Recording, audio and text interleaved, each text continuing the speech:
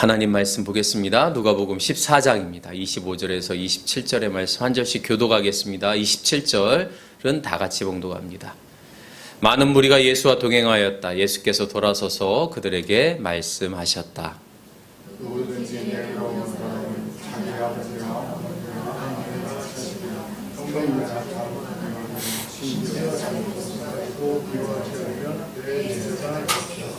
함께 봉독합니다. 누구든지 자기 십자가를 지고 나를 따라오지 않으면 내 제자가 될 수 없다. 아멘. 여러분 하나님의 제자이십니까? 예수님의 제자이십니까? 아멘. 네, 우리는 모두 하나님의 백성이고 예수님의 제자죠. 제자하면 우리나라에서 많이 생각나는 사람이 있죠. 제자 훈련을 확산시켰던 제자입니까? 라고 하는 책이 있거든요. 근데 이 제자입니까? 라고 하는 책은 우리나라 책은 아닌데 교인, 그러니까 성도로서 살아가긴 하죠. 예배를 드리고 헌금 생활도 하고 교회에 와서 봉사활동도 하는데 정말 예수님의 제자이냐라고 하는 문제는 다른 문제라는 거예요. 그냥 교인, 소위 말하는 종교 생활을 넘어서서 내가 하나님의 제자로서 하나님의 나라의 통로가 되어지느냐, 내가 살아가는 현장 속에서 내가 하나님의 제자로 살아가느냐, 이게 큰 과제였던 것이죠. 그래서 제자 훈련을 했던 교회가 있습니다. 이 제자 훈련을 향한 이런 교재도 만들었는데 여러분이 한 번쯤 들어봤을 만한 이 오카는 목사님이죠. 이 오카는 목사님이 사랑의 교회라고 하는, 지금 그 서초동 법원 그쪽에 있는 교회가 아니라 예전에 강남에 있었던 것 같아요. 강남역 사거리인가 뭐 그쪽에 있었던 것 같은데 어찌됐건 거기에서 이 제자 훈련 이것을 체계화시키고 또 전국적으로 확산시켰던, 그러면서 우리에게 예수님의 제자가 되기를 바랬던 그런 오카는 목사님이시죠. 이 오카는 목사님이 디사이플이라고 하는 잡지하고 인터뷰를 했습니다. 은퇴하시고 나서 이제 인터뷰를 했는데 그 인터뷰 내용 중에 이런 게 있습니다. 은퇴 후 저는 제 목회가 자체적으로 자기 모순을 갖고 있지 않았나 하는 우려를 합니다. 왜냐하면 교회를 너무 키워버렸다는 생각 때문입니다. 교회론대로 목회했다면 다른 방향으로 나타나지 않았을까 생각합니다. 즉 사랑의 교회는 사랑의 교회라는 개교회가 성장하는 것이 아니라 하나님의 나라가 성장하도록 좀 더 구체적으로 실천하는 목회를 해야 하지 않았나, 이런 생각을 많이 합니다. 이런 이야기를 해요. 그러니까 제자 훈련을 해서 하나님 나라를 확장하는 일들을 하기를 원했는데 실제로 해보았는데 지금 보니까 그냥 사랑의 교회만 키워낸 거 아니냐, 이런 이제 자기 반성적인, 자기 성찰적인 인터뷰를 하셨더라고요. 그 정도만 하셨어도 대단하신 것 같아요. 제가 보기엔 그 정도로 자기 목회에 대해 성찰하고 있다고 하는 거에 대해서. 실제로 여러분이 잘 아는 것처럼 사랑의 교회는 3천억을 들여서 이렇게 삐까번쩍한 교회를 지었습니다. 수많은 사람들이 비판했죠. 그럼에도 불구하고 이 교회는 제자 훈련을 계속 하고 있습니다. 왜 비판을 했느냐? 예수님의 제자라면 과연 저렇게 큰 교회를 짓겠느냐라고 하는 거예요. 사랑의 교회의 랜드마크는 제자 훈련인데 그렇게 수십 년 동안 제자 훈련을 통해서 성장하여진 교회가 저렇게 큰 교회를 짓겠다고 하는 결정을 했을 뿐만 아니라 그러한 결정을 하는 데 있어서 제자된 교인들이 반대하지 않고 그것에 대해서 거부하지 않았다는 거예요. 그래서 어떤 사람들은 제자 훈련 실패했다, 이렇게 얘기하는 분들도 있습니다. 이 말은 무슨 말일까? 제자라고 하는 것이 그렇게 어렵다는 거예요. 여러분, 제자가 얼마나 어렵습니까? 여러분, 예수님만 생각해봐도 그렇잖아요. 예수님, 우리가 12명만 생각하지만 수많은 사람들이 예수님을 따랐습니다. 그 중에 12명의 제자들이 있었는데 그 12명의 제자들이 보인 행태를 생각해보세요. 예수님과 동행하면서 그들이 보여준 모습. 십자가를 져야 되겠다고 했을 때 베드로는 항거하잖아요. 절대 그런 일이 있어서는 안 됩니다. 제가 맡겠습니다. 또 자리 다툼을 하기도 합니다. 끝끝내 베드로는 예수님을 부인하기도 하죠. 예수님이 십자가에 달리셔서 다 도망갑니다. 그 모습 속에서 어떻게 제자의 모습이 보일 수 있겠습니까? 수많은 무리들이 예수님을 따랐지만 진정한 제자 찾아보기 힘들었다는 것이죠. 여전히 한국교회에 질문을 하게 될 수밖에 없습니다. 수많은 교회가 있고 정말 부흥의 역사라고 하면 한국교회를 빼놓을 수 없는 그러한 기독교 역사를 가지고 있음에도 불구하고 여전히 한국교회의 제자는 있는가? 이 질문을 우리 스스로에게 던질 수밖에 없다는 거죠. 예수님께서 오병이어의 기적을 행하시고 사람들이 예수님을 막 왕으로 세우려고 합니다. 대단한 일이잖아요. 저렇게 많은 사람들을 먹여 살렸으니 왕이 될 만하잖아요. 사람들이 왕으로 세우려고 하니까 어떻게 합니까? 예수님이 떠납니다. 그 자리를 떠나죠. 제자들을 빨리 다른 곳으로 보내고 본인도 산으로 가시죠. 그리고 나서 가버나움에 갑니다. 이 가버나움은 예수님의 사역지거든요. 그런데 사람들이 예수님을 찾아서 가버나움까지 왔던 거예요. 그때 예수님이 이렇게 말씀하시죠. 내가 진정으로 너에게 말한다. 너희가 나를 찾아온 것은 표적을 보았기 때문이 아니라 빵을 먹고 배불렀기 때문이다. 예수님을 따랐던 수많은 사람들이 예수님이 하나님의 나라에 대해서 이야기하고 하나님의 말씀에 대해서 이야기했음에도 불구하고 그들이 바라본 것은 뭐냐? 빵이었다는 거예요. 배불렀기 때문이라는 거예요. 다시 말하면 자기의 이익 때문에 그렇다는 겁니다. 여러분, 이것은 예수님 당시의 일만 사건이었을 뿐만 아니라 지금 한국교회에서도 아니면 수많은 교회 공동체 안에서도 벌어지는 일들이죠. 많은 사람들이, 특히 사업하는 사람들이 큰 교회를 갑니다. 가서 여러 다양한 인맥들을 쌓고 또 그 인맥을 통해서 뭔가 이익을 보려고 하죠. 물론 그런 목적으로 갔다 하더라도 예수님을 믿고 정말 예수님의 은혜에 복음에 깊이 들어가는 사람들도 있습니다. 그럼에도 불구하고 어떤 사람은 다단계 하려고 들어가기도 하더라고요. 이렇게 수많은 성도들이, 교인들이 자신의 이익 앞에 자신의 삶을 복음 앞에 무너지는 경험들을 하게 되어진다는 거예요. 저도 마찬가지죠. 교인들만 그런 게 아닙니다. 목사님들도 그런 경우들이 많이 있습니다. 여러분, 식당에 가면 냉장고가 이렇게 있잖아요. 만약에 어묵자 권사님 예전에 식당을 하셨으니까 제가 식당에 신방을 갔는데 신방을 딱 갔어요. 근데 냉장고에 딱 보니까 술이 막 있는 거예요. 그래서 제 마음에 불편함이 들었어요. 우리 권사님이 이 술을 팔면 안 되는데 이 술을 팔아가지고 술 취해가지고 사람들을 죄에 빠지게 하면 안 되는데 그런 마음이 갑자기 들었어요. 제 마음에. 그래가지고 기도하는 가운데 하나님이 말씀하십니다. 가서 저 술을 다 없애라. 네가 정말 권사님을 사랑하면 저 술을, 죄악의 도구인 술을 다 없애야지. 그래가지고 제가 탁 일어나가지고 그 술을 다 땅바닥에 막 이렇게 해가지고 깼다고, 만약에 그랬다고 생각해 보세요. 그러면 엄 권사님 어떠시겠어요? 네? 저 목사님 미쳤나? 웬일이야? 막 당황해가지고, 그쵸? 그러면서 이제 목사님이 하시는, 제가 권사님한테, 권사님, 이런 장사를 하시더라도 하나님 뜻대로 하셔야 됩니다. 술 파시면 안 됩니다.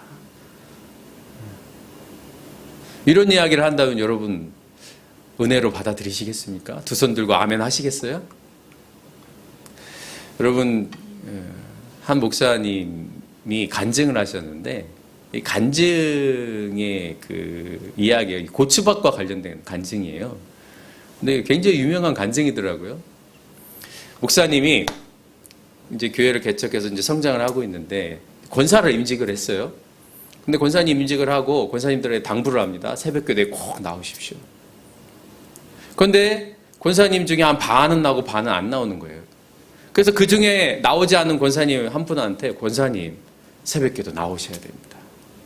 권사님이 새벽기에 나오셔야 직분을 감당할 수 있습니다. 하나님의 복이 임합니다. 뭐 이런 이야기를 쭉 하시는데 권사님 제가 너무 목사님 제가 너무 바빠가지고 못합니다. 그러는 거예요. 그 뭐 때문에 바쁘십니까? 제가 고추 농사를 짓는데 그 고추 농사를 짓기 때문에 제가 새벽에 못 일어납니다. 그 목사님이 막 기도를 하시는데 그 권사님을 놓고 막 기도를 하시는데 자기 마음에 하나님이 그런 마음을 주셨다는 거예요. 그 고추대를 없애라. 그래가지고 목사님이 탁 그 고추밭을 간 거예요. 갔더니 그 고추밭이 엄청 큰데 다른 고추밭에 비해서 엄청 잘 되는 거예요. 그러니까 이 권사님이 얼마나 애쓰셨겠어요. 여러분 저희 교회도 예전에 그 텃밭 조금 가꿨잖아요. 고추 조금만 있으면 막 벌레 생기고 막 정말 힘듭니다. 좋은 고추 이 하나 얻는데 정말 그러니까 이 권사님이 얼마나 애썼겠어요. 그래가지고 이 목사님이 그걸 보고서 기도를 하는 가운데 또 계속 그 마음이 드는 거예요. 고추대를 없애야 되겠다. 그래가지고 가까운 집사님 댁에서 낫을 갖다가 가져와가지고 고추대를 한 3분의 2를 없앴어요. 근데 권사님이 오늘 이거 보니까 고추대가 3분의 2가 없어진 거야. 그래가지고 누가 그랬냐 막 그러면서 찾아다니는데 이제 없었던 걸 찾지를 못한 거예요. 그 권사님이 알아누우셨어. 그래서 이 목사님이 신방을 갔어요.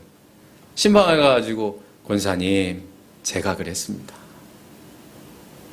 권사님이 새벽 기도를 나와야 되는데 이 고추대 때문에 이거 못 나오니까 하나님이 저한테 네가 권사를 사랑하면 권사가 새벽 기도를 나와야지. 그래야 하나님의 복을 받지. 네. 여러분 이 간증의 결말이 어떻게 끝났을까요? 네. 늘 간증의 결말은 그렇지 않습니까? 그래가지고 이 권사님의 마음에 회개가 들어가지고 다시는 이제 고추 농사 안 짓겠다고. 그래가지고 새벽 교도에 그 다음 날부터 나오고. 그래서 그 권사님 때문에 그 해에 그 권사님을 통해서 11명인가 12명인가 세례를 받았다는 거예요. 여러분, 은혜가 되십니까? 이 간증으로 유명한 사람이 누구냐? 손현보 목사입니다. 네.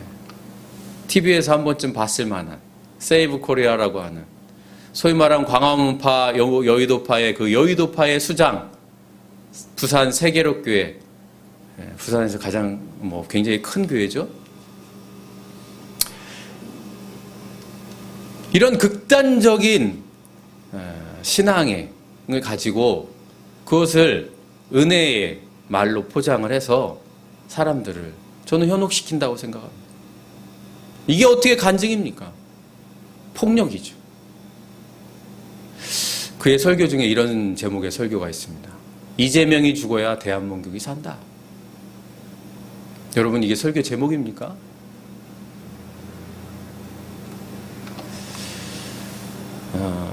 이재명을 싫어할 수 있습니다. 그건 뭐 자유죠. 그에 대해서 불편할 수도 있습니다. 그러나 그가 죽어야 대한민국이 산다라고 하는 말은 복음이 아니죠. 이게 어떻게 복음일 수 있습니까? 고추대를 잘라서 그 권사님이 새벽기도에 나오는 게 그게 어떻게 하나님의 뜻일 수 있습니까? 그게 어떻게 하나님의 마음일 수 있습니까? 소년보와 쌍두마차를 이 정광훈 목사. 여러분 정광훈 목사가 여러분 잘 아시는 것처럼 빤스 목사로 유명하잖아요. 그런데 그가 한 말 중에 이런 말도 있어요. 이 교인이 내 교인인지 내 성도인지 아닌지 판별하는 방법이 있다. 인감 도장을 가져오라고 하면 된다는 거예요. 그래서 아무 말 무슨 왜 가져옵니까? 이유를 대면 내 성도가 아니다. 그런데 이유 없이 갖다 주면 내 성도다. 여러분, 이런 목사는 가짜 목사입니다. 목사는 성도들을 예수님께 인도하는 통로이지 자기를 바라보게 해서는 안 되는 거예요. 자기의 펜을 만들어서는 안 되는 겁니다. 예수님의 제자가 아니라 자기 제자를 만드는 것, 제자 훈련이 아니죠. 그래서 예수님도 그런 사람을 거짓 예언자라고 말합니다. 거짓 예언자들을 삼가라. 그들은 양의 탈을 쓰고 너에게 오지만 속은 굶주린 이리들이다. 자신의 이익을 위해서 성도들을 자기의 먹을거리로 삼고 그들을 잘못된 길로 인도하는 목사들, 목회자들 통탄하지 않을 수 없습니다. 그들을 환호하는 사람들 안타까우지 않을 수 없습니다. 이게 지금 한국교회의 현주소예요. 광화문파, 여의도파가 웬 말입니까? 사랑하는 남우교회 성도 여러분, 복음이 아닙니다. 하나님의 뜻이 아닙니다. 예수님께서 제자들과 함께 걸어가셨을 때에 예수님은 정말 그들이 예수님의 제자, 하나님의 제자가 되기를 원하셨죠. 어쩌면 예수님이 십자가에 달려서 돌아가신 그 모습을 보면 예수님은 정말 제자들을 통해서 하나님의 나라가 확장되어지기를 간절히 소망하셨던 것 같아요. 인간의 속성은요, 누군가 앞에 이게 영웅이 딱 있어야 돼. 볼 수 있는 사람이 있어야 돼요. 그래서 그의 자꾸 노예처럼 되어집니다. 성도는 목사의 노예가 아닙니다. 성도는 목사에게 가스라이팅 당하면 안 됩니다. 말씀을 통해서 끊임없이 자기를 바라보면서 하나님을 볼 수 있어야 돼요. 예수 그리스도를 따를 수 있는 하나님의 또 백성이 되어지고 예수님의 제자가 되어야 됩니다. 그러면 어떻게 그럴 수 있을까? 첫 번째로 26절에 보면 오늘 예수님이 내 제자가 될 수 없다 두 개를 말씀하시는데 26절에 보면 이렇게 말씀. 누구든지 내게로 오는 사람은 자기 아버지나 어머니나 아내나 자식이나 형제나 자매뿐만 아니라 심지어 자기 목숨까지도 미워하지 않으면 내 제자가 될 수 없다. 다른 번역으로 보면 자기 목숨보다 더 사랑하는, 그러니까 아버지 어머니보다 하나님을 더 사랑해야 된다는 거예요. 이 말은 아버지 어머니를 미워하라는 말이 아닙니다. 또 자기 생명을 아끼지 말라는 얘기가 아니에요. 하나님을 사랑해야 된다. 부모, 자녀, 형제, 자기 목숨보다도 하나님을 사랑해야 돼요. 왜 그렇습니까? 왜 하나님을 더 사랑해야 됩니까? 하나님을 더 사랑해야만 부모를 정말 사랑할 수 있습니다. 하나님을 사랑해야만 자녀를 정말 사랑할 수 있습니다. 우리가 자녀를 자신의 도구처럼, 욕망의 도구처럼 사용할 때가 얼마나 많습니까? 자기는 사랑한다고 생각하지만 진정한 사랑이 아닌 것이죠. 그러나 하나님을 더 사랑하게 되어지면 자녀의 존재를 사랑하게 되어집니다. 자녀가 나에게 용돈을 줘서 사랑하는 것이 아니라, 자녀가 공부를 잘해서 사랑하는 것이 아니라, 자녀가 성공해서 사랑하는 것이 아니라 그냥 있는 그대로 사랑할 수 있게 되어지는 거예요. 하나님을 더 사랑해야만 가능한 일입니다. 부모를, 여러분 나에게 유산 하나도 안 주는 부모를 어떻게 사랑할 수 있습니까? 나는 부모 혜택 하나도 안 받고 자랐어. 그래서 부모를 미워하는 사람이 얼마나 많습니까? 그러나 하나님을 사랑하면 정말 부모를 사랑할 수 있습니다.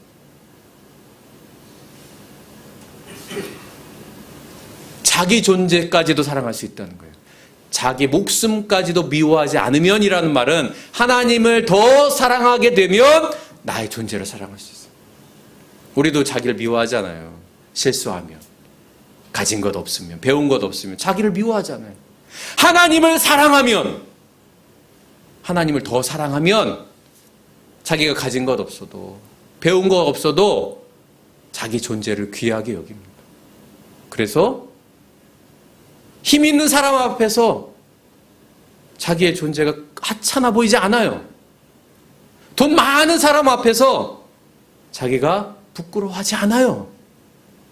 하나님을 더 사랑하면. 그래서 예수님은 제자들에게 하나님을 더 사랑해라. 그런데 오늘날 많은 교회의 지도자들이 하나님을 더 사랑하는 게 아니라 자기를 더 사랑해요. 안타까운 일이에요. 사랑하는 남교회 성도 여러분, 하나님을 더 사랑하실 수 있기를 바랍니다. 하나님을 더 사랑해야 우리의 삶이 온전해질 수 있습니다. 하나님을 더 사랑하는 사람만이 내가 가지고 있는 지식, 내가 가지고 있는 물질을 하나님의 나라를 위해서 사용할 수 있는 것. 두 번째로 내가 제자가 되기 위해서는요, 우리 27절 말씀 같이 읽습니다. 시작. 누구든지 자기 십자가를 지고 나를 따라오지 않으면 내 제자가 될 수 없다. 내 제자가 되기 위해서는 어떻게 되느냐? 자기 십자가를 지고 나를 따라와야 된다. 자기 십자가. 자기 십자가를 질 때만이 우리는 제자가 될 수 있습니다. 이렇게 이야기하니까 어떤 사람은 이렇게 얘기합니다. 자기 십자가라고 하니까 고통. 나에게 고통 주는 사람을 내가 사랑해야지. 이런 생각을 가져요. 여러분, 십자가는 뭡니까? 사랑입니다. 사랑. 십자가는 사랑이고, 십자가는 평화고, 십자가는 정의고, 십자가는 진실이에요. 다시 말하면 우리의 삶 속에서 우리가 짊어져야 할 것은 사랑이고, 평화고, 정의고, 진실이라는 거예요. 내가 가난하니까 내 그 십자가 지고 내가 살아야지. 그러면 십자가 못 집니다. 내가 살아가는 현장 속에서 나는 얼마나 더 사랑할 수 있을까? 얼마나 평화를 위해서 일할 수 있을까? 통로가 되어질 수 있을까? 어떻게 하면 하나님의 뜻을 내가 살아가는 현장 속에서 만들어갈 수 있을까? 그것이 바로 자기 십자가죠. 예수 그리스도께서 세상을 사랑하셔서 이 땅에 오셔서 자기 십자가를 지신 거잖아요. 하나님께서 그에게 예수님께서 주신 사명을 감당하신 거잖아요. 마찬가지로 저와 여러분이 살아가는 현장 속에서 우리에게 주는 십자가가 있습니다. 하나님께서 허락하신 십자가들이 있습니다. 더 사랑하는 것, 평화를 이루는 것, 화해하는 것, 정의를 이루고 진실을 찾아가는 것. 이것이 바로 우리가 져야 할 십자가죠. 한국교회는 그것을 지어야 합니다. 한국교회가 갈등과 혐오의 온상이 되어진 것 같아서 마음이 너무 아픈 이 사순절 기간입니다. 그리고 갈등을 부추기는 것 같아서 너무나 마음이 아파요. 사랑하는 남우교회 성도 여러분, 하나님을 더 사랑할 때 우리는 자기 십자가를 질 수 있습니다. 하나님을 더 사랑할 때 내 십자가가 정말 무엇인가 우리는 깨닫게 되어집니다. 그 십자가를 끝까지 지고 가는 저와 여러분이 될 수 있기를 바랍니다. 그때 하나님의 나라가 여러분의 삶에 임하고 하나님의 나라가 여러분의 삶에 충만하게 풍성하게 임하게 될 줄로 믿습니다. 그때 우리는 주님의 제자가 되어서 하나님의 일꾼으로 또 주님의 제자로 믿음으로 승리하는 그러한 삶이, 그러한 열매를 맺어가는 저와 여러분이 될 수 있기를 간절히 바랍니다.